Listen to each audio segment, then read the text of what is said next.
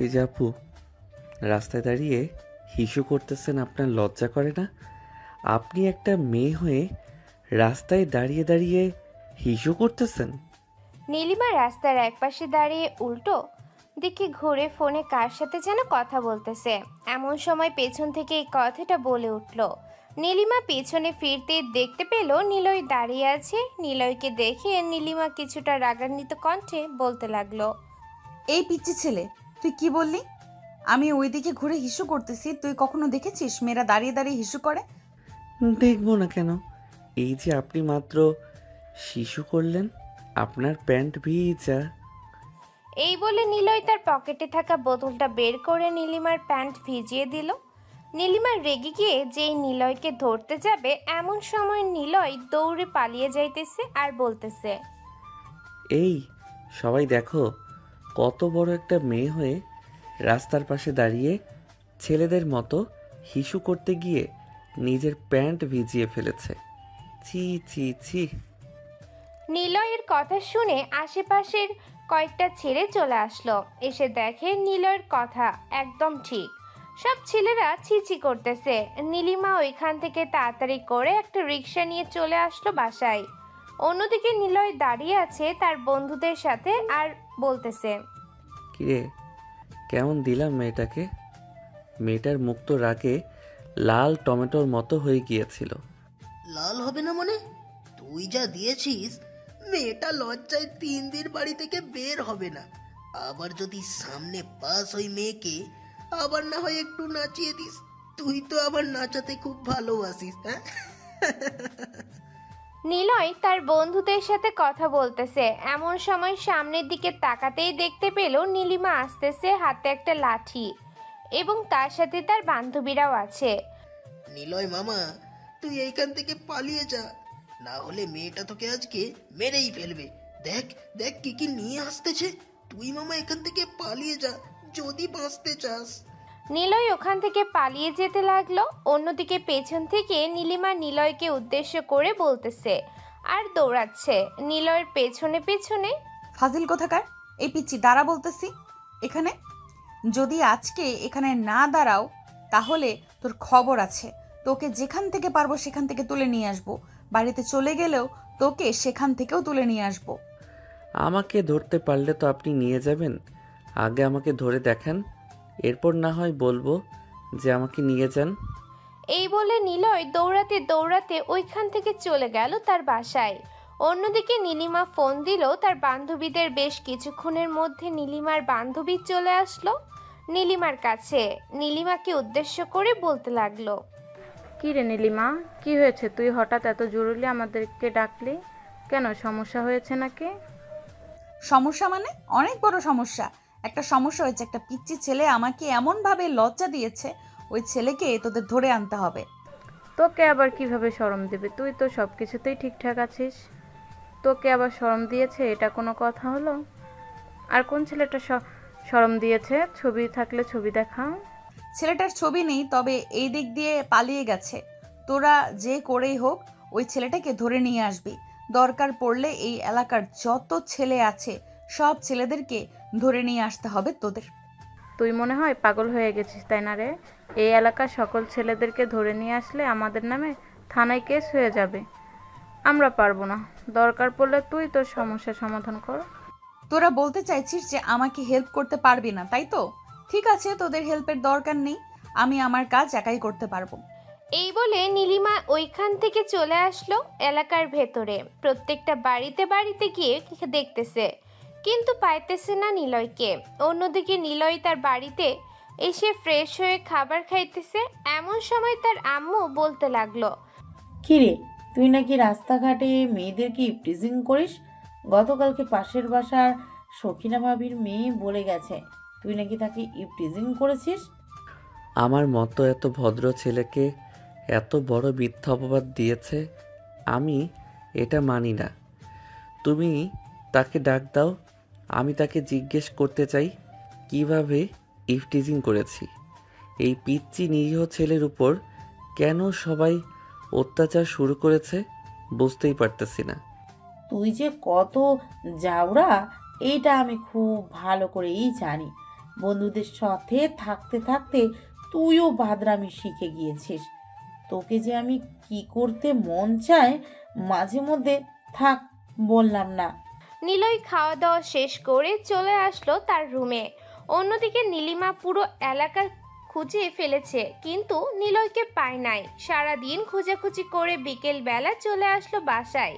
Fresh হয়ে খাওয়া দাওয়া করে সোফায় বসে আছে, এমন সময় তার ফোনটা বেজে উঠলো। তাকিয়ে দেখে মরিয়ম কল দিয়েছে। কলটা রিসিভ করতেই ওই পাশ থেকে মরিয়ম বলতে লাগলো, এই নীলিমা, তুই এক কাজ কর, বিকেলবেলা তো পার্কে অনেক ছেলেরা বসে থাকে, ওই এলাকার পার্কে যাব আমরা আজকে। যদি ওই ছেলেটা থাকে তাহলে ওই ছেলেকে দৌড়ে আমরা না হয়ে উচিত একটা শিক্ষা দিয়ে দিব। ঠিক আছে, তুই এক কাজ কর, বিকেল 5টার সময় আমরা না হয় ওই জায়গায় যাব। তোরা রেডি হয়ে থাক, আমি আসতেছি কিছুক্ষণের মধ্যে, আর তো বেশি সময় বাকি নেই। এই বলে মরিয়ম চলে আসলো বাহিরে। অন্যদিকে নিলয় তার বন্ধু বান্ধবকে নিয়ে চলে আসলো সেই পার্কে। বসে বসে আড্ডা দিতেছে, এমন সময় তানভীর নিলয়কে উদ্দেশ্য করে বলতে লাগলো, কিরে নিলয়, তোর কি অবস্থা? আগে তো দেখতাম তুই খুব ভালোভাবে চলাচল করতে পারতি, এখন তো দেখি তুই অনেক বাদর হয়ে গেছিস। শালা, তোরা আমার ওস্তাদ হয়ে আজকে তোরাই এই কথা বললি? তোদের তো এখন নাপা ট্যাবলেট খাইয়ে মেরে ফেলা উচিত ছিল। তোরা নিজেরাই আমাকে এসব শিখিয়ে এখন বলতেছিস? আমি আবার কখন শিখালাম? শালা, এখন মিথ্যা কথা বললে কানের নিচে 2টা লাগিয়ে দিব, পরে বুঝতে পারবি।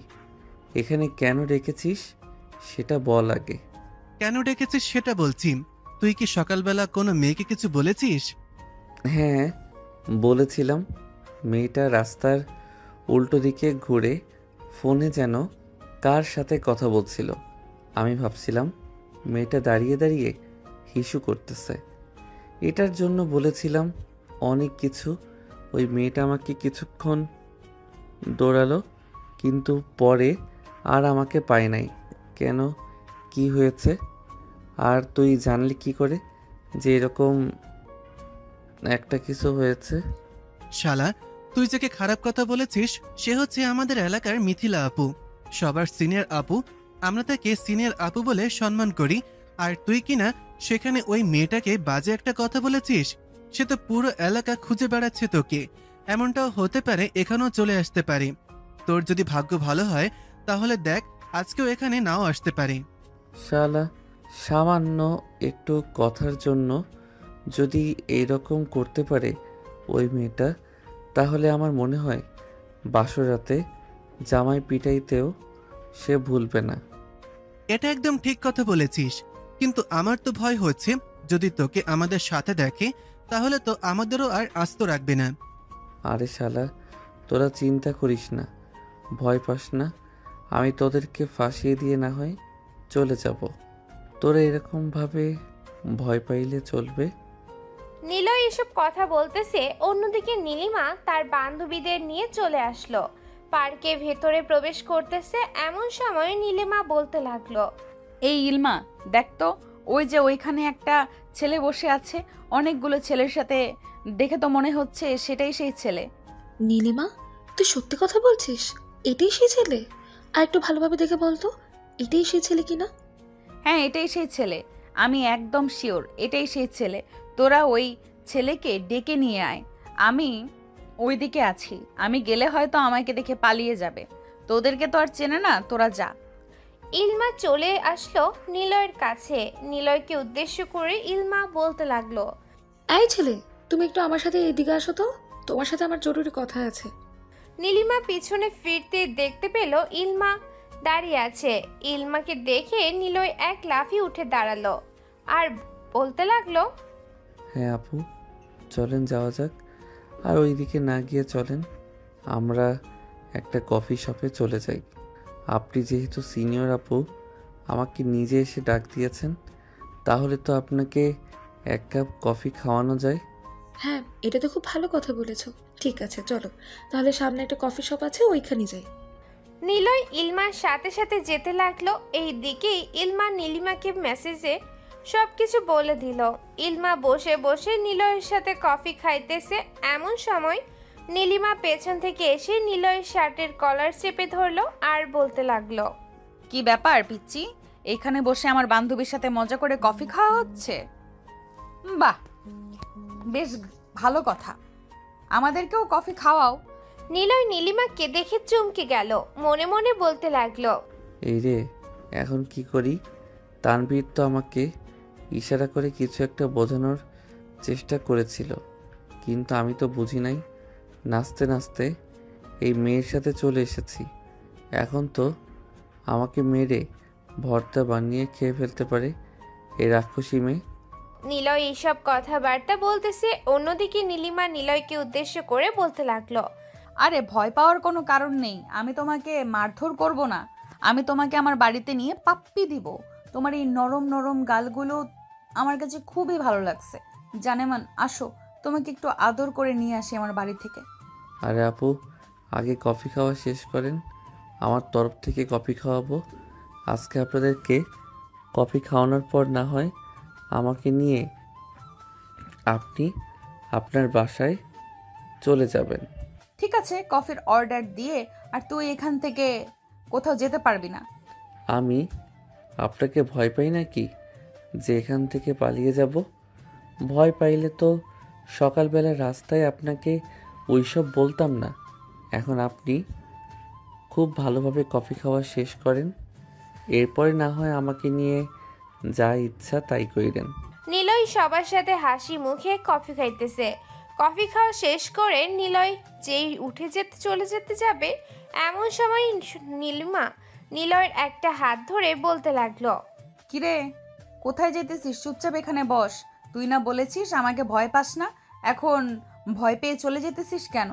এই নিলয় ভয় পেয়ে চলে যাওয়ার লোক না, আপনি একটু দাঁড়ান, আমি আপনার উপরে হিসো করি যাতে কেউ না দেখে পারবেন দাঁড়াতে, যাতে কেউ না দেখে পারবেন দাঁড়াতে। ছি ছি, তাড়াতাড়ি ওয়াশরুম থেকে হিসু করে আয়। তোর মতো পিচ্চি ছেলের মুখে কিছুই আটকায় না, যদি আটকাতো তাহলে এখন সবার সামনে এসব বলতে পারতি না। আমার লজ্জা শরম নেই, আর আমি ছোট মানুষ, আমার লজ্জা শরম কোথায় থেকে থাকবে? 5 মিনিট বসেন, 10 মিনিটের ভিতরে আসতেছি। এই বলে নিলয় চলে আসলো ওইখান থেকে বাইরে। ওইটাকে উদ্দেশ্য করে বলতে লাগলো, এই যে ভাইয়া, ওরা কফির টাকা দিবে, ওদের কাছ থেকে কফির টাকা নিয়ে নেবেন। আমি চলে যাইতেছি, ওরা যদি জিজ্ঞেস করে তাহলে বলবেন যে আমি বাসায় চলে গেছি। ঠিক আছে ভাইয়া, যান তাহলে এখন। নিলয় কফি শপ থেকে চলে আসলো তার বন্ধুদের কাছে। নিলয়কে আসতে দেখে তানভীর এবং বাকি সবাই অবাক হয়ে রইল। তানভীর নিলয়ের মুখের দিকে তাকিয়ে আছে। তানভীরকে তাকিয়ে থাকতে দেখে নিলয় বলতে লাগলো, এই শালা, এইভাবে তাকিয়ে আছিস কেন? তোকে কি একবারও বলেছি এভাবে তাকিয়ে থাকার জন্য? আর ওই মেয়েটা আমার একটা বালও ছিঁড়তে পারে নাই। দেখছিস আমি এখনো তোদের সামনে দাঁড়িয়ে আছি। মামা, আমার বিশ্বাস হচ্ছে না তোকে মারধর করলো না, এটা কোনো কথা হলো? ওই মেয়ে তো খুব সাংঘাতিক একটা মেয়ে, সবাইকে মারধর করে, কিন্তু তোকে মারধর করলো না, এটা বিশ্বাস হলো না আমার। শালাই দেখ, ওদের সাথে বসে আমি কফি খেয়েছি, দেখ ভিডিও করেছি তোদেরকে দেখানোর জন্য। তোরা তো বিশ্বাস করবি না, এটার জন্য ভিডিও করে নিয়ে এসেছি, তোরা দেখতে থাক। শালা, তুই একটা মাল, তোর কাছ থেকে আমাদের কিছু শিখতে হবে, না হলে এইভাবে সিনিয়র মেয়েদেরকে ঘোরাতে পারবো না। আমার মতো হওয়ার চেষ্টা করতে হলে আমার পা ধুয়ে পানি খেতে হবে। যদি পানি খেতে পারিস তাহলে আমার মতো হতে পারবি, আর যদি পানি না খেতে পারিস তাহলে কখনোই আমার মতো হতে পারবি না। ওয়াক্থু, শালা, তোর পা ধুয়ে আমি পানি খেতে কেন যাব? আজ পর্যন্ত আমি ফিল্টারের পানি ছাড়া আর কিছু খাই নাই, আর তুই বলতেছিস তোর পা ধুয়ে পানি খাবো? শালা, তুই না বললি এখন আমার মতো হবি? এটার জন্যই তো বললাম যে আমার পা ধুয়ে পানি খা, তাহলে হতে পারবি। যাই হোক, এখন আমি বাসায় যাই, সন্ধ্যা হয়ে এসেছে। বাসায় যদি আব্বু এসে আমাকে না পায় তাহলে আমার পাশায় বাড়ি পড়বে। এই বলে নিলয় চলে আসলো বাসায়। অন্যদিকে নিলয়ের বন্ধু বান্ধবও যার যার বাসায় চলে গেল। ওইদিকে নীলিমা তার বান্ধবীদের সাথে বসে আছে।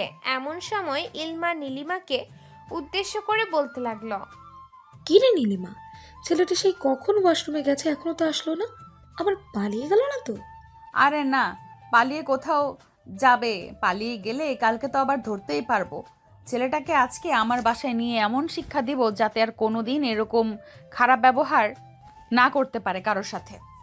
ইলমা এইসব কথাবার্তা বলতেছে। নীলিমার সাথে বেশ কিছুক্ষণ এইভাবে যাওয়ার পর নীলিমা বলতে লাগলো, ইলমা, ছেলেটা মনে হয় সত্যিই পালিয়ে গেছে। নীলিমা ইলমার সাথে কথা বলতেছে। এমন সময় ওইটার এসে নীলিমাকে উদ্দেশ্য করে বলতে লাগলো, আপু বিলটা দেন, 2000 টাকা বিল হয়েছে। আমরা কেন বিল দিব? আমাদের সাথে যে ছেলেটা ছিল সেই ছেলেটা বিল দিবে। ছেলেটা ওয়াশরুমে গেছে, কিছুক্ষণের মধ্যেই চলে আসবে। আপনাকে কে বলছে ছেলেটা ওয়াশরুমে গেছে?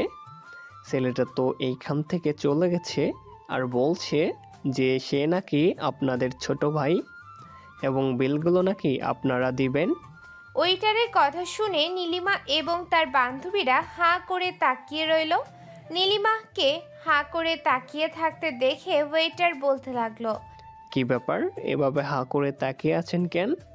তাড়াতাড়ি টাকা বের করেন, আপনাদের দেখেই তো মনে হচ্ছে পথের ফকির। তাড়াতাড়ি টাকা বের করেন, না হলে কিন্তু আমি আমার স্যারকে ডাকতে বাধ্য হব আর বলবো যে আপনারা টাকা দিচ্ছেন না। এই নেন টাকা, আর আমরা ভিখারি না যে আপনি এসব বলবেন। নীলিমা এইসব কথাবার্তা বলতেছে। বেশ কিছুক্ষণ এইসব কথাবার্তা বলার পর চলে আসলো কফি শপ থেকে বাহিরে। এমন সময় তামান্না নীলিমাকে উদ্দেশ্য করে বলতে লাগলো, নীলিমা, ইলমা ঠিকই বলেছে, ওই ছেলেটা পালিয়ে গেছে। ওই ছেলেটাকে তো একটা শিক্ষা দিতেই হবে। ওই ছেলেটাকে শিক্ষা না দিলে শুধরাবে না। শিক্ষা মানে? তোদের কোনো কিছুই করতে হবে না। আমি আমার রুমে নিয়ে গিয়ে বাকিটা আমি নিজেই করে ফেলতে পারবো। ছেলেটা তো দেখতে ছোটই মনে হচ্ছে, মনে হয় না মুসলমানি করিয়েছে। আমি নিজেই মুসলমানি করিয়ে দিতে পারবো তার। এইসব বলতে বলতে নীলিমা সবাইকে বিদায় দিয়ে চলে আসলো তাদের বাসায়। অন্যদিকে নিলয় বাড়িতে এসে কলিং বেল দিতেই তার আম্মু এসে দরজা খুলে দিল। নিলয়কে দেখে বলতে লাগলো, কি ব্যাপার নিলয়, তুই এই সন্ধ্যাবেলা কোথা থেকে আসলি? তোকে না আমি দুপুরবেলা বলে দিয়েছি তাড়াতাড়ি বাসায় আসার জন্য?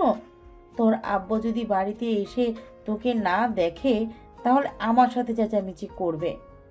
আজকে বাড়ির ভিতরে ঢুক, তোর একদিন কি আমার একদিন।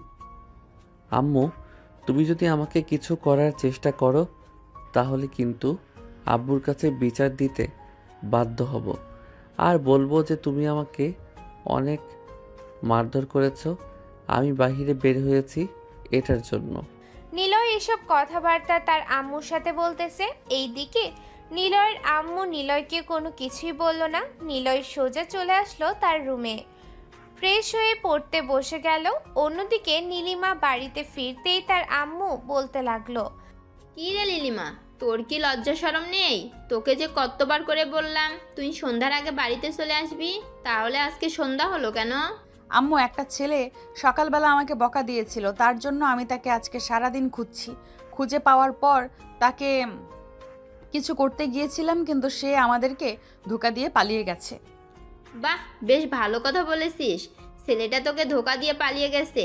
তোর মতো একটা গাধা মেয়েকে ধোকা দেবে না তো কি দেবে? যা রুমে যা, গিয়ে ফ্রেশ হয়ে নিচে আয়। তোর আব্বু কিসের জন্য ডাকতেছে? নীলিমা চুপচাপ করে চলে আসলো তার রুমে। ফ্রেশ হয়ে নিচে আসতেই নীলিমার আব্বু বলতে লাগলো, কিরে নীলিমা, এইভাবে দিনকাল চলবে নাকি তোর? এই যে আমি তোকে বলতেছি বিয়েটা করে নে, বিয়েটা করে নে, বিয়েটা করে নিলে তোর জন্য খুব ভালো হবে, কিন্তু তুই তো আমাদের কোনো কথাই শুনতেছিস না। আব্বু, আমি তোমাদেরকে অনেক আগেই বলে দিয়েছি যে আমার পছন্দ মতো ছেলে না হলে আমি বিয়ে করব না। তোমরা আমাকে বিয়ের জন্য জোরাজুরি করলে কিন্তু আমি এই বাড়িতে মামার বাসায় চলে যাব। তখন কিন্তু আর আমাকে কিছু বলতে পারবে না। তখন আমাকে হাজারবার ফিরিয়ে নিয়ে আসার চেষ্টা করলেও আমি আসবো না। তোর কোথাও যাওয়ার প্রয়োজন নেই, তুই এখানেই থাক। এখানে থাকলে খুব ভালো হবে। আমরা আর তোকে বিয়ের জন্য কোনো কথাই বলবো না। নীলিমা চুপচাপ খাওয়া দাওয়া করে তার রুমে চলে আসলো। বিছানায় শুয়ে শুয়ে ফোন টিপতেছে আর নিলয়ের কথা মনে করতেছে। ছেলেটা আমাদেরকে এরকম ভাবে বলদ বানিয়ে চলে যাবে কখনো আশা করি নাই। আজকে চলে গেছে, কালকে পাইলে তো আর কালকে ছেড়ে দেব না, সোজা বাসায় নিয়ে চলে আসব। ছেলেটার কত বড় সাহস আমাকে বলে আমার উপরে হিসু করবে, তাকে আর একবার পাইলে তো খুন করে ফেলতাম। এইসব মনে মনে বলতেছে আর নিলয়কে গালি দিতেছে। ওইদিকে নিলয় পড়া শেষ করে নিচে এসে সবার সাথে খাওয়া দাওয়া করে যেই চলে যেতে যাবে, এমন সময় নিলয়ের আব্বু বলতে লাগলো, নিলয়, তুই নাকি পাশের এলাকার নীলিমা নামের একটা মেয়েকে বকা দিয়েছিস সকালবেলা। আমি আসার সময় মতিন চাচা আমাকে বলেছে। আরে আব্বু, আমার মতো একটা ভালো ছেলে এই দুনিয়াতে আর একটা পাবে নাকি? সবাই মিথ্যা কথা বলতেছে। আর ওই মেয়েটা আমার কাছ থেকে কিছু টাকা পায়, ওই টাকা নেওয়ার জন্য এরকম করতেছে। কিন্তু আমি যতটুকু জানি ওই মেয়েটাকে আমি অনেক আগেই টাকা দিয়ে দিছি, তারপরেও ওই মেয়েটা আমার পিছু ছাড়তেছে না। কি করব বুঝতেছি না।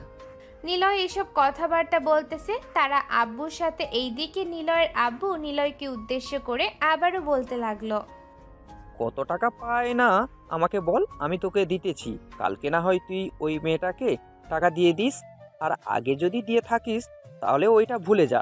মনে কর যে তুই ওই মেয়েকে টাকা দিস নাই। নিলয় তার আব্বুর কাছ থেকে 10,000 টাকা নিয়ে চলে আসলো রুমে। নিলয়ের আজকে সুখের দিন, তার আব্বু 10,000 টাকা দিয়েছে, তার আম্মু 10,000 টাকা দিয়েছে এবং সে একটা মেয়েকে অনেক কিছু বলেছে। এইসব চিন্তা করতে করতে নিলয় ঘুমের দেশে পাড়ি জমা হলো। পরের দিন ঘুম থেকে উঠে নিলয় বসে আছে, এমন সময় তার ফোনটা বেজে উঠল। তাকিয়ে দেখে তার বন্ধু তানভীর কল দিয়েছে। কলটা রিসিভ করতেই ওই পাশ থেকে তানভীর বলতে লাগলো, নিলয়, তুই যত তাড়াতাড়ি পারিস বাড়ি থেকে বের হয়ে কোথাও চলে যা। ওই নীলিমা নামের মেয়েটা আসছে, আমার বাড়ি থেকে অলরেডি বের হয়ে গেছে। শালা, আমাকে আগে বলবি না? আগে বললে তো আমি কিছু জামা কাপড় রেডি করে রেখে এরপর তোর বাসায় চলে যেতাম। আচ্ছা, আমি এখনই বের হয়ে যাইতেছি। এই বলে তানভীর যে বের হয়ে যেতে যাবে, এমন সময় তার রুমের ভেতরে প্রবেশ করলো নীলিমা। নীলিমাকে দেখে নিলয় চমকে উঠল আর বলতে লাগলো, কি ব্যাপার? আপনি কারো অনুমতি না নিয়ে বাড়ির ভিতরে প্রবেশ করেছেন কেন? আপনি জানেন না অনুমতি ছাড়া কারো বাড়িতে প্রবেশ করা নিষেধ? হ্যাঁ, আমি জানি অনুমতি ছাড়া অন্যের বাড়িতে প্রবেশ করা নিষেধ, কিন্তু তোর মতো চোরকে ধরতে হলে আমার অনুমতি নিতে হবে। চল, আজকে তোকে সারাদিন আমার বাসায় রাখবো। আর তুই তো দেখতে এখনো পিচ্চি মনে হয়, তোর মুসলমানি হয় নাই। আমার বাসায় চল, সকল কিছু রেডি করে রেখে এসেছি, তোর মুসলমানি করিয়ে দিব। এই মেয়ে, আপনার কি লজ্জা শরম বলতে কোনো কিছু নেই? আপনি সব কি বলতেছেন? আমার মুসলমানি করিয়েছে সে ছোট্টবেলা, আর আপনি বলতেছেন আমার মুসলমানি করাই নাই? আপনি তো ক্যারেক্টার লস। হ্যাঁ, আমি ক্যারেক্টার লুজ, এটা তো জানিস। কেন ক্যারেক্টার লুজ এটা না হয় তোকে পরে বলবো, আগে চল তুই আমার সাথে। তোর আম্মুর কাছ থেকে অনুমতি নিয়েছি, যা তাড়াতাড়ি রেডি হয়ে আয়। হ্যাঁ, আপনি একটু নিচে যান, আমি রেডি হয়ে আসতেছি। তোর মতো চোরকে আমার খুব ভালো করে চেনা হয়ে গেছে। তোকে যদি এখন ছেড়ে দেই তাহলে তুই কোথায় দিয়ে চলে যাবি আর তোকে খুঁজে পাবো না। এর চাইতে আমি তোর রুমের ভেতরে প্রবেশ করি, তুই ড্রেস চেঞ্জ কর। আপনি কি আমাকে দর্শন করার জন্য রুমের ভিতরে প্রবেশ করবেন? আবার বলতেছেন ড্রেস চেঞ্জ করার জন্য? ছি ছি ছি, আমি তো ভাবতেই পারি নাই আপনার মতো একটা সিনিয়র মেয়ে এই রকম কথা বলবে, আর আমি আপনার মতো একটা সিনিয়র মেয়ের মুখ থেকে এই রকম কথা শুনবো। নিলয় এইসব কথাবার্তা বলতেছে নীলিমাকে। এইদিকে নীলিমা কি বলবে বুঝে উঠতে পারতেছে না। এমন সময় ঠাস করে নিলয়ের গালে চড় মেরে বলতে লাগলো, তোকে যেটা বলেছি সেটা কর, আর যদি একটা কথা বলিস তাহলে তোর গালে না, তোর কানের নিচে 2টা লাগিয়ে দিব। নিলয় রুমের ভিতরে এসে শার্ট খুলে ফেললো। এটা দেখে নীলিমা মাথাটা নিচু করে রইল। নিলয় আস্তে আস্তে করে নীলিমার সামনে গিয়ে জোরে চিৎকার করে বলতে লাগলো, আম্মু গো, আব্বু গো, কে কোথায় আছো গো? আমাকে বাঁচাও গো, এই সিনিয়র মেয়েটা আমাকে ধর্ষণ করতেছে গো। আমি বাধা দিতেছি বলে এই মেয়েটা আমাকে ছাড়তেছে না গো। কে কোথায় আছো? আমাকে বাঁচাও গো। নিলয়ের চিৎকার শুনে নীলিমা তাড়াতাড়ি করে নিলয়ের মুখ ধরে চেপে ধরলো। এটা দেখে নিলয় নীলিমার হাতে কামড় দিয়ে বসলো। এমন সময় রুমের ভিতরে প্রবেশ করলো নিলয়ের আম্মু আর বলতে লাগলো, কি ব্যাপার নিলয়, কি হয়েছে? তুই এরকমভাবে চিৎকার চেঁচামেচি করছিস কেন? আর এই মেয়ে, তোমাকে তো বলেছিলাম নিচে বসার জন্য, তাহলে তুমি নিলয়ের ঘরে কি করো? আম্মু, এই দেখো, এই মেয়েটা আমার শার্ট খুলে ফেলেছিল, আমাকে ধর্ষণ করার চেষ্টা করেছিল, কিন্তু আমি চিৎকার করে উঠি, তখন তুমি চলে আসো। এই ছেলে একদম চুপ কর, বেশি কথা বলবি না। ছেলে মানুষকে আবার ধর্ষণ করা যায় নাকি? যদি ছেলে মানুষকে ধর্ষণ করা যেত তাহলে তো এই পৃথিবীতে এত মেয়ে মানুষ ধর্ষণ হতো না। ছেলে মানুষ ধর্ষণ করা যাবে না কেন? আপনাকে যেভাবে ধর্ষণ করা হয় আপনিও তো সেইভাবে আমাকে ধর্ষণ করতেছেন। এই যে আমার শার্ট খুলে ফেলেছেন, পরে তো মনে হয় প্যান্ট খুলে ফেলতেন। প্যান্ট খুলে ফেললে খুলতাম, তাতে তোর সমস্যা কি ছিল? তোর মুসলমানি করিয়ে দিলেই তো হতো। ছোটবেলায় মুসলমানি করিয়েছে, এটার জন্য তুই এত বাদরামি করিস, এখন আবার মুসলমানি করাবো। এই বলে নীলিমা নিলয়কে ধরে টানতে টানতে নিয়ে চলে আসলো নিচে। এইদিকে নিলয়ের আম্মা হাঁ করে তাকিয়ে রইল। নীলিমার দিকে কি বলবে বুঝে উঠতে পারতেছে না। বেশ কিছুক্ষণ যাওয়ার পর নীলিমাকে উদ্দেশ্য করে বলতে লাগলো, আপনি যে আমাকে এইভাবে আম্মুর সামনে থেকে টেনে নিয়ে এসেছেন, আম্মু তো অন্য কিছু ভেবেছে। এখন যদি আপনি আমাকে মেরে ফেলেন, আম্মু তো আমার জন্য কান্না করবে। চিন্তা করিস না, তোকে মারধর করবো না, শুধু তোকে মুসলমানি করিয়ে দিব, যাতে তুই আর এইরকম খারাপ খারাপ কথা বলতে না পারিস। আমি আর আপনাকে কতবার বলবো, আমার মুসলমানি আরও 7 বছর আগে করিয়ে ফেলেছে, আপনি কেন এরকম করতেছেন? আচ্ছা, আমি আপনার কাছে মাফ চাইতেছি, আমাকে মাফ করে দেন। আমি আমার ভুল বুঝতে পারছি, আমি আর কখনো কাউকে বকা দিব না। আজকে মাফ চাইলে তো আর হবে না। তুই যেই দিন ভুল করেছিস ওই দিন মাফ চাইলে তোকে মাফ করে দিতাম, কিন্তু আজকে তোকে মাফ করা যাবে না। যতই কিছু হয়ে যাক না কেন, তোকে মাফ করা যাবে না, মানে যাবে না। নীলিমা এইসব কথা বলতে বলতে নিলয়কে নিয়ে চলে আসলো তাদের বাসায়। কলিং বেল দিতেই তার আম্মু এসে দরজা খুলে দিল। নীলিমার সাথে নিলয়কে দেখে নীলিমার আম্মু যে কিছু বলতে যাবেই, এমন সময় নীলিমা বলতে লাগলো, আম্মু একদম কোনো কিছু বলবে না, আর এই ছেলেটাকে এটাও জিজ্ঞেস করবে না আমি এই ছেলেটাকে নিয়ে রুমের ভেতরে যাইতেছি। যতই চিৎকার চেঁচামেচি হোক না কেন, তুমি আমার রুমের সামনে আসবে না আর আমাকে ডাকও দিবে না। এই বলে নীলিমা নিলয়কে নিয়ে চলে আসলো রুমের ভেতরে। বেশ কিছুক্ষণ বসে থাকার পর নীলিমা বিছানা থেকে উঠে ড্রয়ার থেকে একটা ছুরি আর প্লাস বের করে আনলো। এটা দেখে নিলয় তাড়াতাড়ি করে তার 2 হাত দিয়ে এটা দেখে নীলিমা নিলয়কে উদ্দেশ্য করে বলতে লাগলো, আজকে যতই চিৎকার চেঁচামেচি করিস না কেন, তোকে কেউ বাঁচাতে আসবে না। আজকে তোকে আমি মুসলমানি করিয়ে ছাড়বো। আমাকে বাজে কথা বলা, তুই তো আমাকে চিনিস না, আজকে থেকে জেনে রাখবি আমি কিরকম মেয়ে। আপু, আমার চেনা হয়ে গেছে আপনাকে, আপনি খুবই সাংঘাতিক একটা মেয়ে। আপনার সাথে আর কখনোই লাগতে যাব না, প্লিজ আমাকে ছেড়ে দেন। তোকে কখনোই ছাড়া যাবে না। যদি ছেড়ে যেতাম তাহলে আরো আগেই ছেড়ে দিতে পারতাম। ছেড়ে দিতে পারবো না বলেই তো আটকে রেখেছি। তোর আব্বু আম্মু আমাকে কোনো কিছুই বলতে পারবে না। দেখলি না তোর আম্মুর সামনে তোকে টেনে টেনে নিয়ে এসেছি। হ্যাঁ, আপনি তো খুব সাহসী, এটার জন্যই আমার আম্মুর সামনে দিয়ে আমাকে টেনে টেনে নিয়ে চলে এসেছেন। আপনার তো অনেক প্রশংসা করলাম, এখন আমাকে ছেড়ে দেন। না, তোকে ছাড়া যাবে না। তুই যেহেতু বলেছিস আমার উপরে এই হিসু করবি, তার আগে তোর ওইটা কেটে নিয়ে গঙ্গাসাগরে বিছিয়ে দিয়ে নীলতিমিকে খাইয়ে ফেলবো, আর বলবো যে তোর ওই জায়গা ওইটা যাতে না হয়।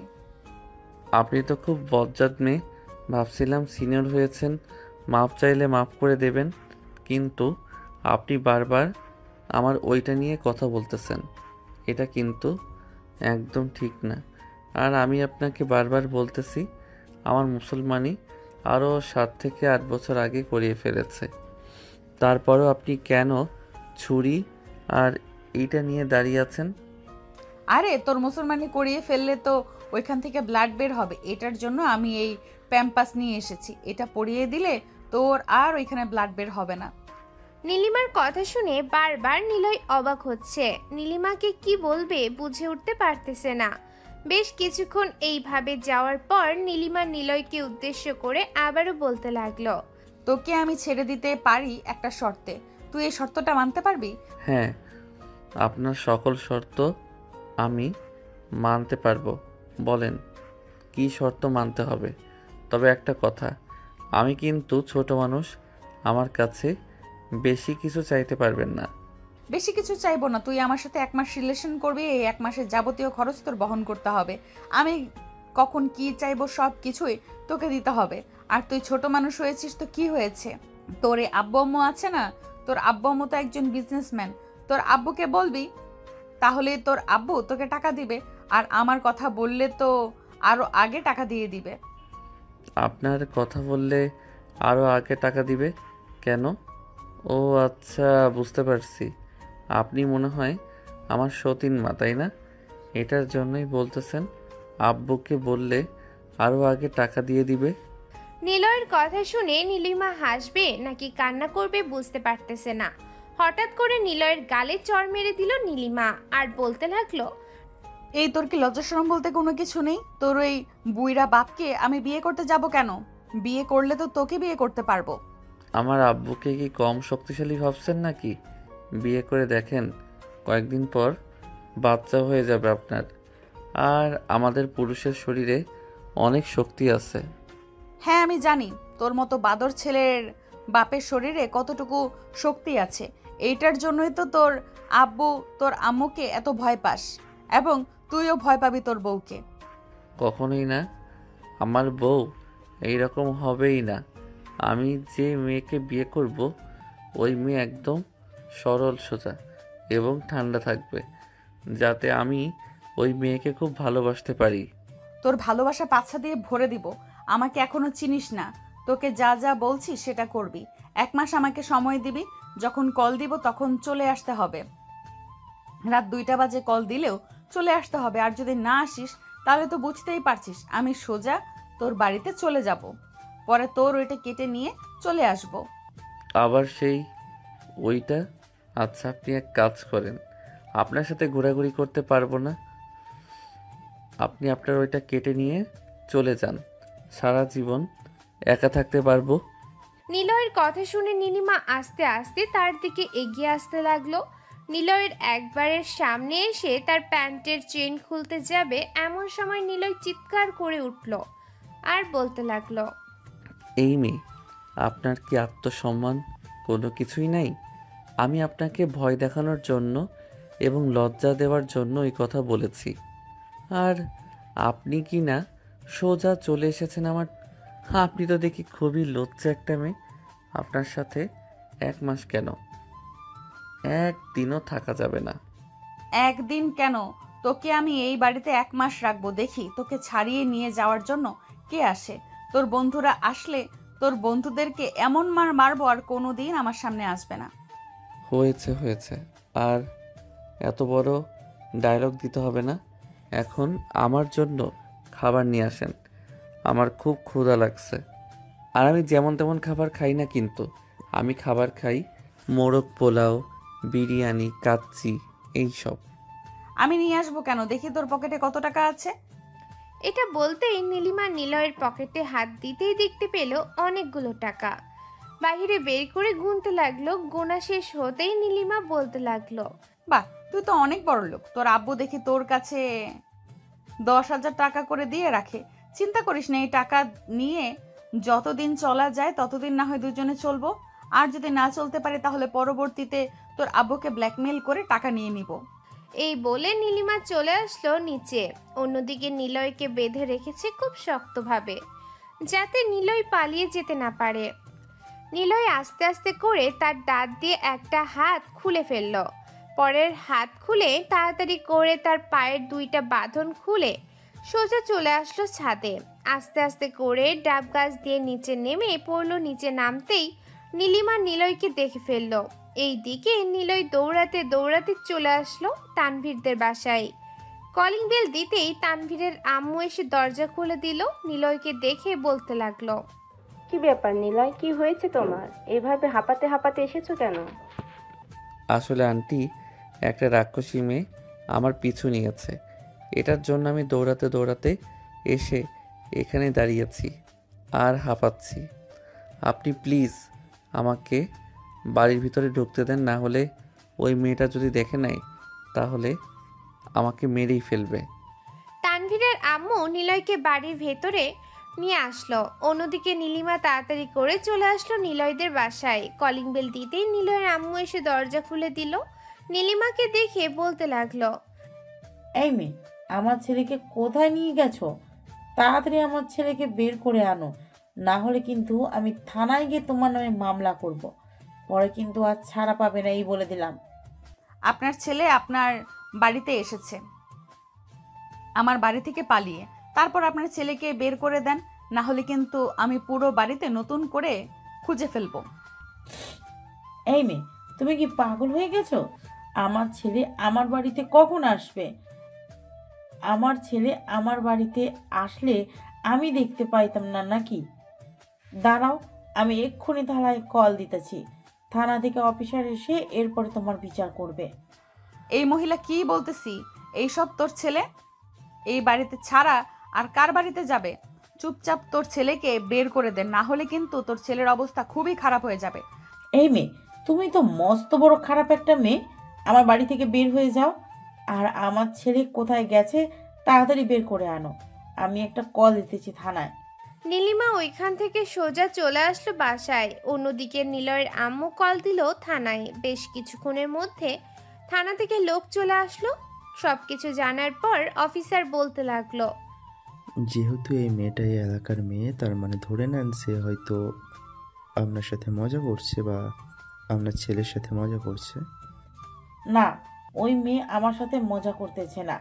আমার সাথে মজা করলে অবশ্যই আমি জানতে পারতাম, কিন্তু সে আমার সামনে দিয়ে আমার ছেলের শার্টের কলার ধরে টেনে টেনে নিয়ে গেছে। আমি এর বিচার চাই অফিসার। আপনি যদি বিচার না করেন তাহলে আমি বড় আদালতে যেতে বাধ্য হব। আচ্ছা, আপনি এত চিন্তা করবেন না, আমি বিষয়টা দেখছি। এই বলে পুলিশ অফিসার চলে আসলো নীলিমাদের বাসায়। কলিং বেল দিতেই নীলিমার আম্মু এসে দরজা খুলে দিল। হঠাৎ করে পুলিশ আসতে দেখে নীলিমার আম্মু কিছুটা ভয় পেয়ে গেল। পুলিশ অফিসার নীলিমার আম্মুকে উদ্দেশ্য করে বলতে লাগলো, এই যে আপনার মেয়ে নীলিমা, কোথায় সে নাকি একটা ছেলেকে ধরে নিয়ে এসেছে। তার আম্মু আপনার মেয়ের নামে থানায় মামলা করেছে।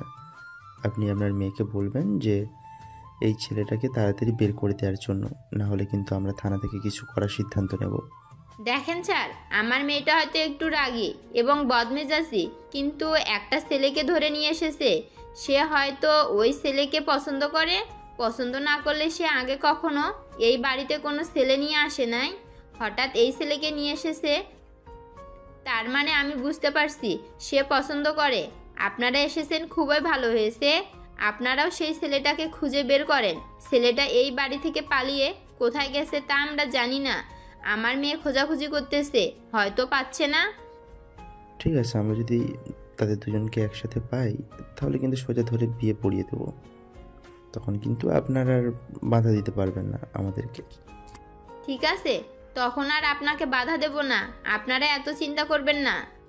পুলিশ অফিসার আশেপাশে খুঁজতে লাগলো। এইদিকে নীলিমা খুঁজতে খুঁজতে চলে আসলো তানভীরদের বাসায়। কলিং বেল দিতেই তানভীরের আম্মু এসে দরজা খুলে দিল। নীলিমা তানভীরের আম্মুকে উদ্দেশ্য করে বলতে লাগলো, আন্টি, বাড়িতে কি তানভীর আছে নাকি তার বন্ধুর সাথে কোথাও গেছে? তানভীর তো সেই সকালবেলা বের হয়েছে চট্টগ্রাম যাওয়ার উদ্দেশ্যে, হয়তো এতক্ষণে চলে গেছে। সাথে দেখলাম নিলয় গেছে। কেন, কি হয়েছে? না, তেমন কিছু হয় নাই। আচ্ছা, যাই তাহলে আমি এখন। এই বলে নীলিমা যেই চলে যেতে যাবে এমন সময় তানভীরের হাসি শব্দ পেল উপর থেকে। তানভীরের হাসির শব্দ পেয়ে নীলিমা তানভীরের আম্মুকে উদ্দেশ্য করে বলতে লাগলো, আন্টি, আপনি না বললেন যে আপনার ছেলে চট্টগ্রাম গেছে নিলয়ের সাথে? তাহলে উপরে কারা? মনে তো হচ্ছে বড় বড় মানুষ হবে, হাসাহাসি করতেছে। হ্যাঁ, ওরা হচ্ছে আমাদের আত্মীয়, গ্রাম থেকে এসেছে গতকালকে রাতে। ওরা হয়তো কিছু বিষয় নিয়ে মজা করতেছে। ও আচ্ছা, ঠিক আছে, এখন তাহলে আমি যাই আন্টি। নীলিমা চলে গেল ওইখান থেকে, কিন্তু তার মনে কেমন যেন একটা সন্দেহ হচ্ছে। নীলিমা নিজের মনে মনে বলতে লাগলো, আমার কেন যেন মনে হচ্ছে ওইখানে নিলয় আছে। আমি কি ছদ্মবেশে ওই বাড়িতে যাব? হ্যাঁ, এটাই করতে হবে। কাছে তো আমার বান্ধবীর বাড়ি আছে, বান্ধবীর বাড়িতে যাই, ওর বোরকাটা পরে এরপরে ছদ্মবেশে ওই বাড়িতে যাব।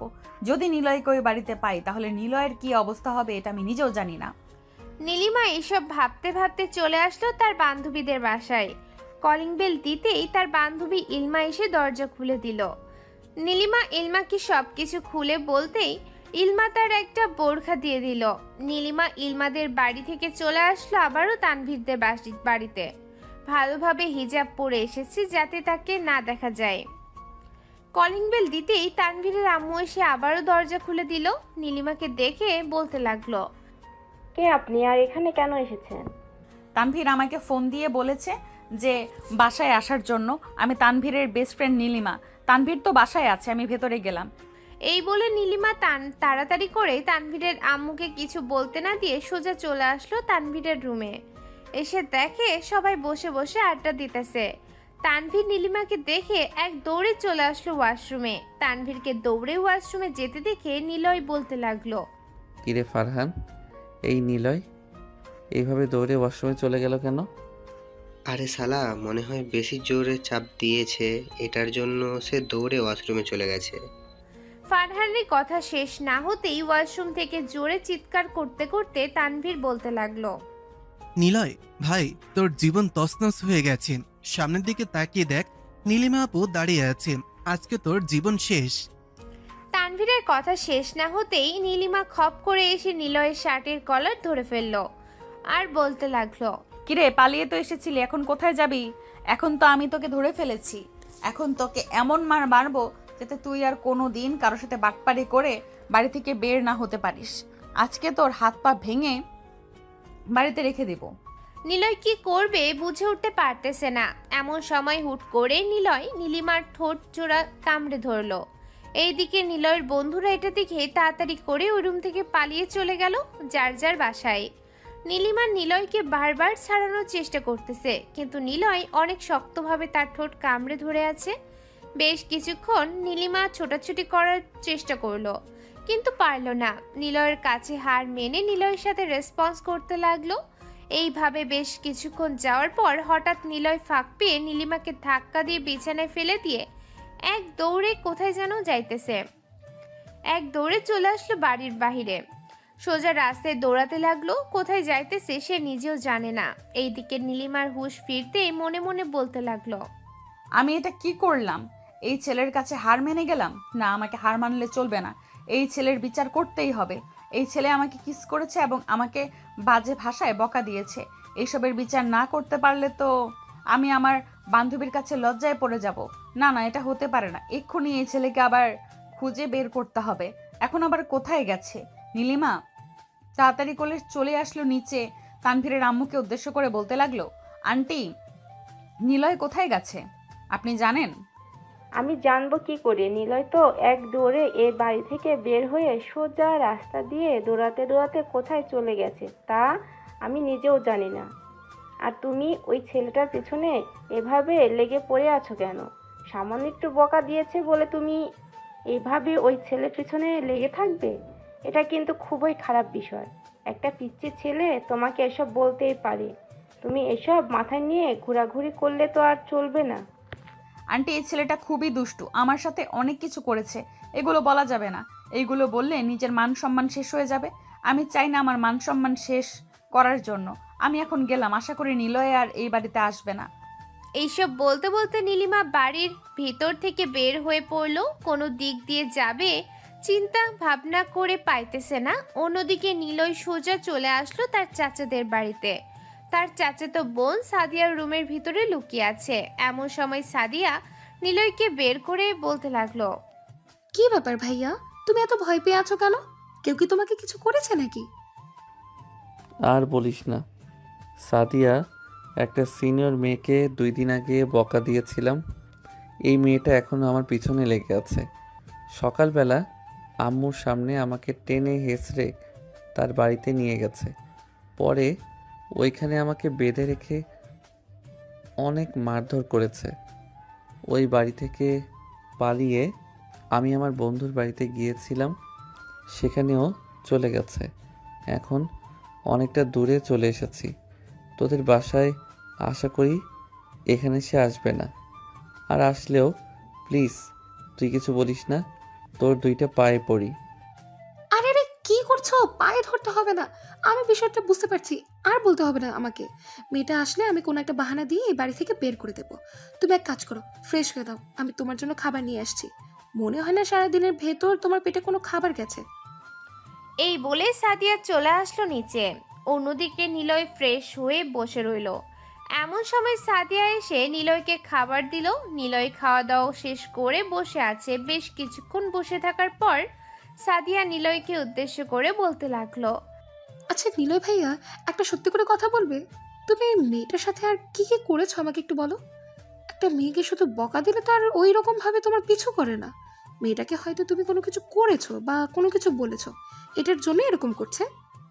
আরে আমি তো তাকে কোনো কিছু করি নাই, শুধু জাস্ট কিছু খারাপ কথা বলেছি। এখনকার সমাজে তো এটাই চলে। নিলয় সাদিয়ার সাথে কথা বলতেছে। অন্যদিকে নীলিমা পুরো এলাকা খুঁজে ফেলেছে, কিন্তু নিলয়কে আর পেল না। দেখতে দেখতে দেখতে রাত হয়ে আসলো। রাতে নিলয়ের আব্বু বাসায় আসতে নিলয়ের আব্বুকে উদ্দেশ্য করে বলতে লাগলো, ওগো শুনছো, আমার ছেলেটা সেই সকালবেলা বাড়ি থেকে বের হয়েছে, আর বাড়িতে ফিরে নাই। একটা মেয়ে নিলয়কে এই বাড়ি থেকে ধরে নিয়ে গিয়েছে। আমি তাকে বলেছিলাম কেন ধরে নিয়ে যাচ্ছে, কিন্তু সে আমার প্রশ্নের কোনো উত্তর দেয় নাই। তুমি প্লিজ আমার ছেলেকে নিয়ে আসো, যেখান থেকে পারো সেখান থেকে নিয়ে আসো। আমি আমার ছেলেকে আমার চোখের সামনে দেখতে চাই, প্লিজ তুমি নিয়ে আসো। আরে চিন্তা করো না নিলয়, হয়তো ওই মেয়েটার সাথেই আছে। মেয়েটা হয়তো নিজেকে বেশি ভালো ভালো খাবার দিচ্ছে। মেয়েটাকে আমি খুব ভালো করেই চিনি, মেয়েটা খুবই রাগী এবং বদমেজাজি। নিলয়ের আব্বু এসব নিয়ে কথাবার্তা বলতেছে। এমন সময় বাড়ির কলিং বেল বেজে উঠল। নিলয়ের আম্মু দরজা খুলতেই দেখতে পেল নীলিমা দাঁড়িয়ে আছে। নীলিমাকে দেখে নিলয়ের আম্মু বলতে লাগলো, এই মেয়ে, আমার ছেলে কোথায়? তাড়াতাড়ি আমার ছেলেকে বের করে দাও। সেই সকালবেলা তুমি আমার ছেলেকে নিয়ে গেছো, এখনো কেন বের করে দিচ্ছ না আমার ছেলেকে? নিলয়কে তো খুঁজে পাইতেছি না, সেই দুপুর থেকে খোঁজাখুঁজি করতেছি। সবগুলো এলাকা খুঁজে ফেলেছি, কিন্তু প্রত্যেক বাড়িতে গিয়েছি, কোথাও পাই নাই। আপনারা প্লিজ একটু আপনাদের আত্মীয় স্বজনদের বাসায় খোঁজ করে দেখেন নিলয় তাদের বাসায় গিয়েছি কিনা। তোর খোঁজ খবর নিতে হবে না, সে যেহেতু তোমার কাছ থেকে পালিয়ে গেছে, তাহলে নিশ্চয়ই তার কোনো বন্ধু বান্ধবের বাসায় গিয়ে লুকিয়ে আছে। তুমি এখন বাসায় যাও। আর আমার ছেলের সাথে এই রকম করতেছো কেন? সামান্য 10,000 টাকা পাবে বলে এরকম করলে আমার ছেলের সাথে? মানে আপনি কি বলতে চাইছেন? 10,000 টাকার জন্য এমন করতেছি মানে? হ্যাঁ, নিলয় তো আমাদেরকে এটাই বলেছে তুমি নাকি তার কাছ থেকে 10,000 টাকা পাও। রাতে তো আমি তার পকেটে 10,000 টাকা দিয়ে দিয়েছিলাম, বলেছিলাম যে তোমাকে দিয়ে দেওয়ার জন্য, যাতে তুমি তার পিছনে না লেগে থাকো। আঙ্কেল, আমি ওর পেছনে টাকার জন্য দৌড়াচ্ছি না। আর ওর কাছ থেকে আমি কোনো টাকা পাই না, এবং তার সাথে আমার আগে কখনো পরিচয় ছিল না। সে আমাকে বকা দিয়েছে, আমি এই বকার সাজা আমি তাকে দিতে চাই। এইটার জন্য তাকে আমি এইভাবে ঘোরাচ্ছি। আর যদি আমার বাড়ি থেকে পালিয়ে না যেত, তাহলে আমি তাকে সন্ধ্যার দিকে ছেড়ে দিতাম, কিন্তু সে পালিয়ে গেছে। এটার জন্য আমার আরও রাগ হয়েছে। এখন তো আপনার ছেলেকে আমি ছাড়বো না, এখন পাইলে ডিরেক্ট বিয়ে করে ফেলবো। তোমার মতো দজ্জাল মেয়ের সাথে আমি আমার ছেলের বিয়ে দিব না, যতই তুমি চেষ্টা করো না কেন। আমার ছেলেকে বিয়ে করতে আমি তোমার সাথে আমার ছেলের বিয়ে দিব না। আপনার দিতে হবে না। আপনার ছেলেকে কিভাবে ব্ল্যাকমেল করতে হয় এটা আমি খুব ভালো করেই জানি। ব্ল্যাকমেল করে সোজা কাজী অফিসে নিয়ে চলে যাব, এরপরে বিয়ে করব। আমাকে কম সস্তা ভাইবেন না। এখন আমি গেলাম।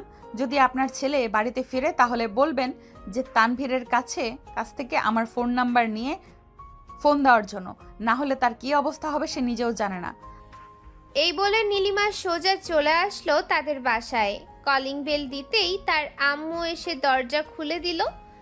নীলিমা তার আম্মুর সাথে কোনো কথা না বলে সোজা চলে আসলো তার রুমে। ফ্রেশ হয়ে বসে আছে এমন সময় ইলমা কল দিল। নীলিমাকে উদ্দেশ্য করে ইলমা বলতে লাগলো, কি রে নীলিমা, তুই কি নিলয়কে ছেড়ে দিয়েছিস নাকি? নিলয়ের মতো একটা ছেলে দেখলাম একটা মেয়ের হাত ধরে বাইরে ঘোরাঘুরি করছে।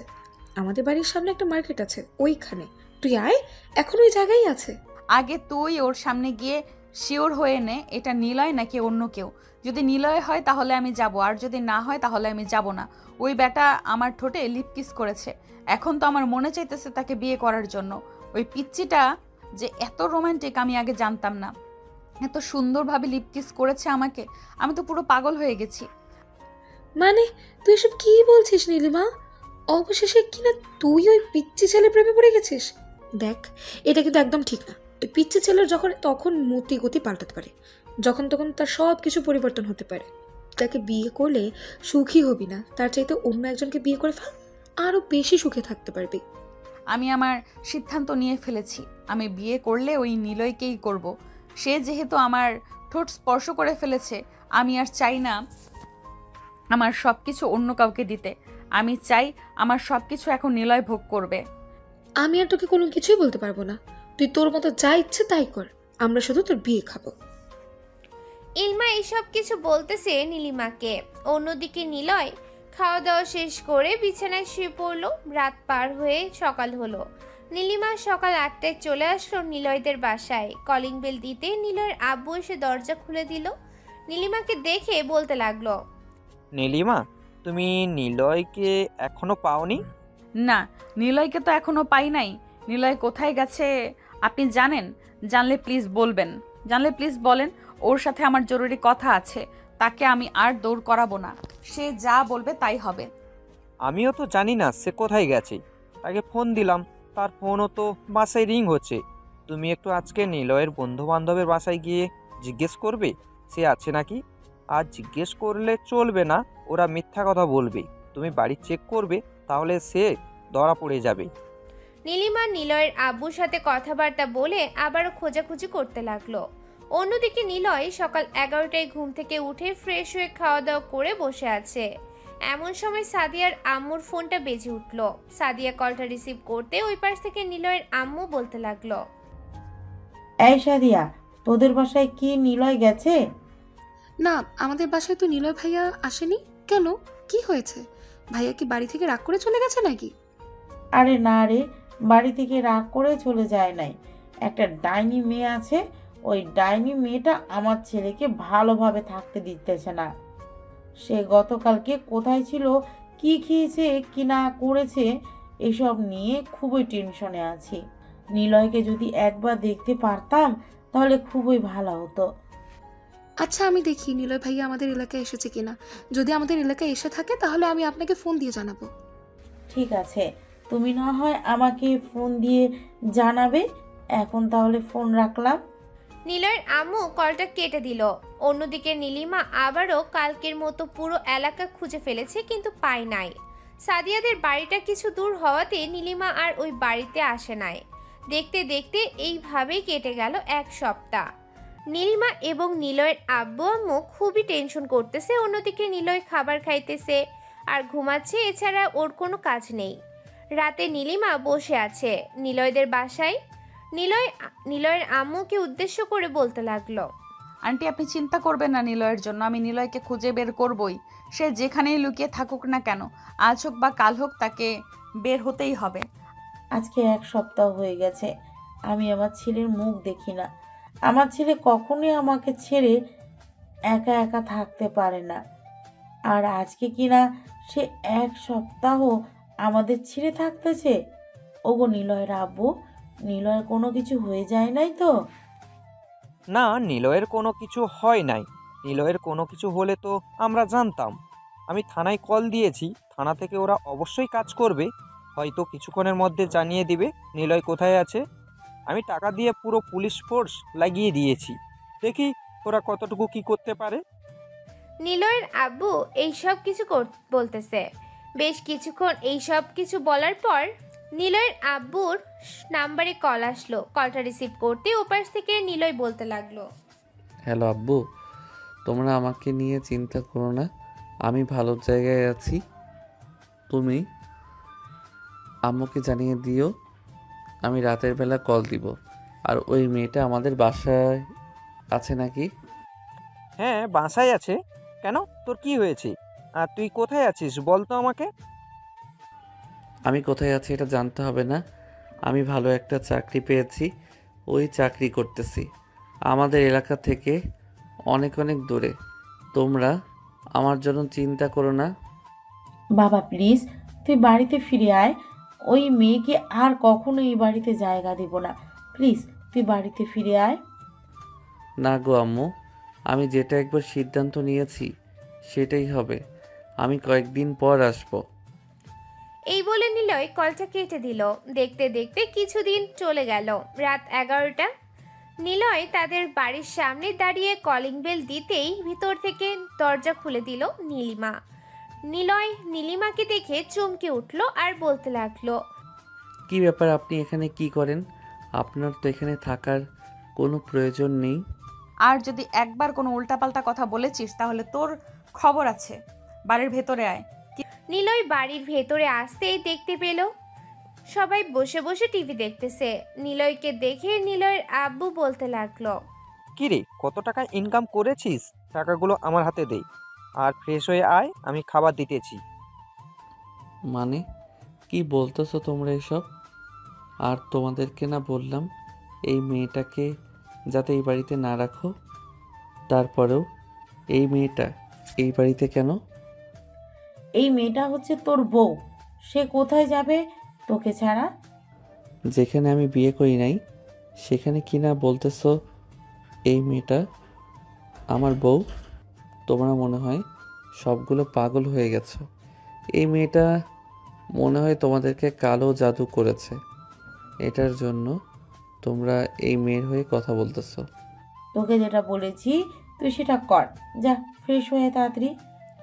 নিলয় চলে আসলো তার রুমে। ফ্রেশ হয়ে নিচে আসতে দেখতে পেল সবাই খাবার টেবিলে চলে এসে গেছে। খাওয়া দাওয়া শেষ করে সবাই সবার রুমে চলে গেল। নিলয় তার রুমে এসে শুয়ে আছে। এমন সময় তার রুমের ভেতর প্রবেশ করলো নীলিমা। দরজাটা লাগিয়ে দিয়ে নিলয়ের কাছে চলে আসলো। এদিকে নিলয় নীলিমাকে দেখে ভয়ে বিছানায় বসে পড়লো শোয়া থেকে। কি ব্যাপার, আমাকে ভয় পেয়েছিস নাকি? ভয় পাস না, আমাকে কিছু করব না তোকে। সত্যি কিছু করবেন না তো আমাকে? না সত্যি তোকে আর কোনো কিছুই করব না। এখন শুধু বিয়েটা করা বাকি আছে। বিয়েটা করে ফেল, এরপরে দেখ তোর কি অবস্থা করি। আপনাকে? তাও আবার আমি বিয়ে করব? ইম্পসিবল। আপনাকে কখনোই আমি বিয়ে করতে পারবো না। আপনি আপনার মতো চলাচল করেন। আপনি আমার সিনিয়র, আপনাকে কেন আমি বিয়ে করতে যাব? সিনিয়র হয়েছে তো কি হয়েছে, আমি মানুষ না নাকি যে তুই বলতেছিস আমি মানুষ না? আমি কি আপনাকে একবারও বলেছি যে আপনি মানুষ না? উল্টাপাল্টা কথা বলেন কেন? আপনি উল্টাপাল্টা কথা বলেন বলেই এই রকম হয় আপনার সাথে। এখন আমাকে ঘুমাতে দেন। অনেক দিন পর বাড়িতে ফিরেছি। হ্যাঁ ঘুমাতে তো পারবি, তবে ঘুমাতে হবে আমার বুকের ওপরে। এইটা ছাড়া আর কোথাও ঘুমাতে পারবি না। যদি বালিশে ঘুমাতে চাস তাহলে লাথি মেরে নিচে ফেলে দিব। হে আল্লাহ, আমি আপনার কাছে বিচার দিলাম এই মেয়ের নামে। এই মেয়ের কপালে যাতে কাইল্লা বেডটা জামাই জটে, সে যাতে কখনোই কোনো কিছু না করতে পারে। এই মেয়ে যাতে চাকরি করে ওই বেটাকে খাওয়াতে পারে। চিন্তা করিস না, তোকে চাকরি করে খাওয়াতে পারবো। রাতের বেলা তুই আমাকে পর্যাপ্ত পরিমাণে আদর করবি আর তোকে আমি চাকরি করে খাওয়াবো। তোর কোনো কিছু করার দরকার নেই। বাহ, একটা সত্যি কথা বলেছেন আপনি। আপনার কথা আমি বিশ্বাস করলাম, অবশ্যই বিশ্বাস করলাম, 100% বিশ্বাস করলাম। এই কুত্তা, বেশি কথা না বলে চুপচাপ ঘুমা, আমিও ঘুমাবো। এতদিন আমি একটুও ঘুমাতে পারি নাই, তোর জন্য শুধু অপেক্ষা করেছি। আজকে একটু তোকে আমার বুকের সাথে জড়িয়ে ধরে শান্তিতে ঘুমাতে পারবো। এই বলে নীলিমা নিলয়কে তার বুকের সাথে জড়িয়ে ধরে ঘুমের দেশে পাড়ি জমালো।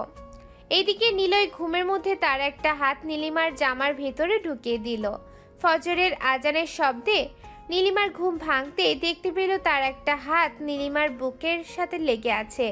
এটা দেখে যেই সরাতে যাবে এমন সময় নীলিমা নিলয়কে আরো শক্ত করে জড়িয়ে ধরলো। নিলয় কি করবে বুঝে উঠতে পারতেছে না। বেশ কিছুক্ষণ যাওয়ার পর নিলয় বলতে লাগলো, এই যে সাতচুন্নি, ঘুম থেকে ওঠেন, ফজরের আজান দিয়েছে, নামাজ পড়তে হবে। আমি নামাজ পড়ব, আপনি ঘুমিয়ে থাকেন। তুমি নামাজ পড়লে আমি ঘুমিয়ে থাকবো কেন? আমিও তোমার সাথে নামাজ পড়বো। কিছুক্ষণ ওয়েট করো, আমি 2টা জায়নামাজ নিয়ে আসতেছি পাশের রুম থেকে, আর তুমি ততক্ষণে অজু করে নাও। এই বলে নীলিমা বিছানা থেকে উঠে চলে আসলো পাশের রুমে। 2টা জায়নামাজ নিচে আবার নিলয়ের রুমে এসে এক পাশে বিছিয়ে অজু করে এসে নিলয়ের সাথে নামাজ আদায় করে নিল। নামাজ আদায় করে নিলয় বিছানায় শুয়ে পড়তে নীলিমা নিলয়কে উদ্দেশ্য করে বলতে লাগলো, নিলয়, আমি আর তোমাকে বিরক্ত করব না আগের মতো। আমি শুধু এখন তোমাকে বিয়ে করতে চাই, আর কোনো কিছু চাই না। বিয়ে তো করবেন, তা আমি নিজেও জানি। আপনি আমাকে তো ছেড়ে দিবেন না। তবে আপনি আজকে থেকে আপনার বাড়িতে থাকবেন এবং আমি আমার বাড়িতে থাকব। আমি আপনাকে কয়েকটা দিন দেখতে চাই। এই কয়েকটা দিন আপনি নিয়মিত 5 ওয়াক্ত নামাজ পড়বেন, আর আমি যা ইচ্ছা তাই করি, তাতে আপনি বাধা দিবেন না। ঠিক আছে, বাধা দিব না। তবে একটা জিনিস করতে পারবে না, মেয়ে নিয়ে ঘুরোঘুরি করতে পারবে না এবং মেয়েদের সাথে কথা বলতে পারবে না, আবার তাকাতেও পারবে না। যদি এটা মানতে পারো তাহলে আমি আমার বাড়িতে চলে যাব। ঠিক আছে, আমি মানতে রাজি আছি। আপনি কিছুক্ষণ পর বাসায় চলে যান, আর আমি চাইলে আগের মতো দুষ্টামি ফাইজলামি করতে পারেন। আপনার দুষ্টামি এবং ফাইজলামিগুলো অনেক মিস করেছি এতদিন। ওইগুলো না হয় বিয়ের পরে করা যাবে, তখন দেখবো কতটা অত্যাচার সহ্য করতে পারো তুমি আমার কাছ থেকে। এই বলে নীলিমা নিলয়ের মুখে, গালে, ঠোঁটে সব জায়গায় কিস করে চলে আসলো নিচে। নিলয়ের আম্মুর কাছ থেকে বিদায় নিয়ে সোজা চলে গেল তাদের বাসায়। দেখতে দেখতে দিন কেটে রাত হলো। রাতে নিলয় খাবার টেবিলে বসে আছে, এমন সময় তার আম্মু বলতে লাগলো, নিলয়, মেয়েটা তো এমনিতেই একটু ফাজিল, তবে তোর সাথে খুব মানাবে। তুই এক কাজ কর, মেয়েটাকে বিয়ে করে ফেল।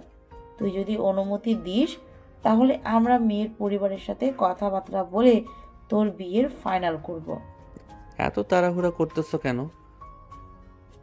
আরও কয়েকটা দিন যাক, এরপরে না হয় দেখা যাবে বিয়ে করব নাকি বিয়ে করব না। ঠিক আছে নিলয়, তোর যখন বিয়ে করার ইচ্ছা হবে তখন আমাদেরকে বলিস। মেয়ের পরিবারের সাথে আগে কথা বলে রাখি, যাতে তোদের বিয়ে শুধু কাজী দেখে পড়িয়ে দিতে পারি। নিলয় আর কোনো কিছু বলল না, সোজা চলে আসলো বাহিরে। বন্ধুদের সাথে আড্ডা দিয়ে ঘোরাঘুরি করে চলে আসলো বাড়িতে। দেখতে দেখতে এইভাবে কেটে গেল 1টি মাস। এই 1 মাসে নীলিমা অনেকটা পরিবর্তন হয়ে গেছে। নীলিমার এই রকম পরিবর্তন দেখে তার আম্মু বলতে লাগলো, তুই যদি এইরকম সব সময় থাকতি তাহলে তোর জন্য কত ভালো ভালো ছেলে আসতো বিয়ে করার জন্য, আর তুই কিনা তোর চাইতে 5 থেকে 6 বছরের ছোট ছেলেকে বিয়ে করার জন্য পাগল হয়ে পড়েছিস। আম্মু, আমি তাকে পছন্দ করি, আর সে ছোট হোক বা বড় হোক তাতে আমার কোনো কিছু যায় আসে না। তার সাথে আমি সারা জীবন থাকবো, এটাই অনেক। এইসব কথাবার্তা বলতেছে এমন সময় নীলিমার ফোনটা বেজে উঠলো। তাকিয়ে দেখে নিলয় কল দিয়েছে। কলটা রিসিভ করতে ওই পাশ থেকে নিলয় বলতে লাগলো, কি ব্যাপার, আপনি এই 1 মাসের মধ্যে আমাদের বাসায় একদিনও আসলেন না কেন? কলেজে তো ঠিক দেখা হয়েছে, কথাবার্তাও হালকা পাতলা বলেছেন। আমাদের বাসায় আসলে সমস্যা নাকি? সমস্যা হতে যাবে কেন? শ্বশুর বাড়িতে যাবো, এটা যদি সমস্যা হয় তাহলে শ্বশুর বাড়িতে গিয়ে কি করব? আপনাদের বাড়িতে যাই নাই। আমি প্রতিজ্ঞা করেছিলাম যে যতদিন আপনি বিয়ে না করে আমাকে আপনার বাড়িতে তুলবেন ততদিন যাব না। ও আচ্ছা, এই কথা। ঠিক আছে, কালকে আমরা আসতেছি, আপনাকে বিয়ে করব আমি কালকে। বিশেষ হয় না আপনি কালকে আসবেন। এর আগেও কতবার বলেছেন, কিন্তু একবারও আসেন নাই। এবার সত্যি সত্যি আসব। আমার জন্য রান্না করে রাখেন আর নিজের হাতে খাইয়ে দিবেন আপনার রুমে নিয়ে আমাকে। ঠিক আছে, কালকে আসেন, এরপরে দেখা যাবে নিজের হাতে খাইয়ে দেন নাকি আপনি আপনার নিজের হাত খান। এই বলে নিলয় কলটা কেটে দিল। রাতে খাবার টেবিলে বসে তার আম্মুকে উদ্দেশ্য করে বলতে লাগলো, আব্বু আম্মু, আমি নীলিমাকে কল দিয়ে বলে দিয়েছি কালকে আমরা যাব আর কালকে বিয়ে হবে। ভালো কাজ করেছিস। আমিও তোকে ভাবছিলাম বলবো বলবো, কিন্তু আর বলতে পারিনি। কালকে দুপুরের দিকে চলে যাব। আমি নীলিমার আম্মু এবং আব্বুর সাথে কথা বলে রাখবো। নিলয় আর কোনো কিছু না বলে ওইখান থেকে সোজা চলে গেল তার রুমে। দেখতে দেখতে রাত কেটে সকাল হলো। সকালে খাওয়া দাওয়া করে নীলিমার জন্য কিছু জিনিসপত্র কিনতে চলে গেল নিলয়। সব কিছু কেনাকাটা করে বাড়িতে নিয়ে আসলো। দুপুর 12:45। নিলয় এবং তার আব্বু আম্মু দাঁড়িয়ে আছে নীলিমাদের বাড়ির সামনে। কলিং বেল দিতে নীলিমার আম্মু এসে দরজা। আরে আপনারা চলে এসেছেন, ভিতরে আসেন। নিলয় ভেতরে চলে আসলো তার আব্বু আম্মুকে নিয়ে। বেশ কিছুক্ষণ কথাবার্তা বললে কাজী সাহেবকে নিয়ে আসলো নিলয়ের আব্বু। সবার সম্মতিতে বিয়ে হয়ে গেল দুইজনের। রাতের খাওয়া দাওয়া করে নিলয়ের আম্মু নীলিমাকে নিয়ে চলে আসলো তাদের বাসায়। সবাই বসে বসে আড্ডা দিতেছে। এমন সময় নীলিমা বলতে লাগলো। এই বলে নীলিমা নিলয়কে নিয়ে চলে আসলো রুমে। দরজাটা লাগিয়ে দিয়ে নিলয়ের সামনে এসে বলতে লাগলো, শাশুড়ি আম্মু, আমি আপনার পিচ্চি ছেলেকে নিয়ে রুমে যাইতেছি। ওর সাথে আমার অনেক বোঝাপড়া আছে। সে অনেক দৌড়াদৌড়ি করিয়েছে আমাকে এবং কষ্ট দিয়েছে। এই কষ্টের জন্য তাকে তো সাজা পেতেই হবে। এখন কোথায় পালিয়ে যাবি? 1 মাস আমাকে সময় দিয়েছিলি, আমি কারোর সাথে কথাবার্তা বলি নাই। তোকে আমি এতবার বারণ করার পরেও তুই মেয়েদের সাথে কথা বলেছিস, ঘুরোঘুরি করেছিস, হাতে হাত মিলিয়েছিস। তোকে কি আমি ধর্ষণ করব? ও আম্মু গো বাঁচাও গো, এই মেয়েটা আমাকে ধর্ষণ করবে, আমাকে বাঁচিয়ে নাও। আজকে তোকে বাঁচানোর জন্য কেউ আসবে না, একমাত্র তুই আর আমি ছাড়া এখানে কেউ আসবে না। এই বলে নীলিমা নিলয়ের শার্টের কলার ধরে একটা মেরে সবগুলো বোতাম ছিঁড়ে ফেলল। সবগুলো ছিঁড়ে ফেলার পর নীলিমা আস্তে আস্তে নিলয়ের প্যান্টের দিকে হাত বাড়িয়ে দিতে যাবে। এমন সময় নিলয় বলতে লাগলো, প্লিজ আমাকে ছেড়ে দেন, আমি আপনার 2টা পায়ে পড়তেছি, আমাকে ছেড়ে দেন। আমি আর কখনো আপনার সাথে খারাপ ব্যবহার করব না। আরে আজকে আমাদের বাসর রাত, আজকে আমিও তোকে ছাড়বো না আর তুইও আমাকে ছাড়বি না। আজকে কে কতক্ষণ মারামারি করতে পারে দেখি।